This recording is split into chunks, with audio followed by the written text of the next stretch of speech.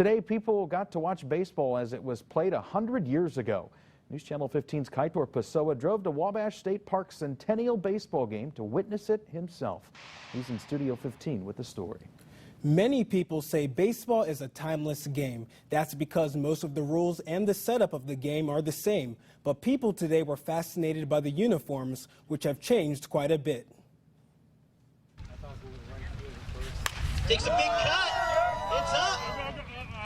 The way it used to be played, there's just something very pure about it without the music and the timeouts. Once you step into the batter's box, you're in, you're there, the pitcher can pitch. A chance to watch living history, baseball as it was played in 1916. Ouabache State Park recreated this old-time baseball game to celebrate Indiana State Park's Centennial. I thought, oh wow, they really look like they're from 1916, you know. Mitchell Cullenbeck is a first baseman for Bluffton High School. He and others faced off against the old-timers. I was kind of looking at their mitts, and they looked really interesting. They looked like they would be hard to catch with. This is an actual 1915 era glove. Noel Fliss is the captain of the White River Baseball Club. They're dedicated to portraying baseball's past. Gloves started off just as a way to protect your hands to catch it, but you still really had to catch it almost as if you were barehanded.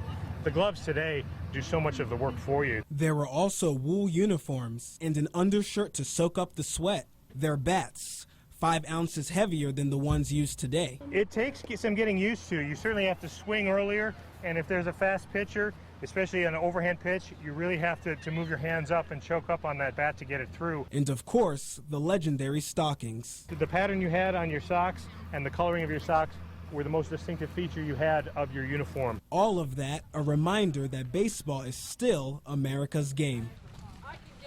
So baseball was the king of sports in 1916, and I think that's why they went back and they're celebrating the centennial with a baseball game. There you go. With some fancy field work.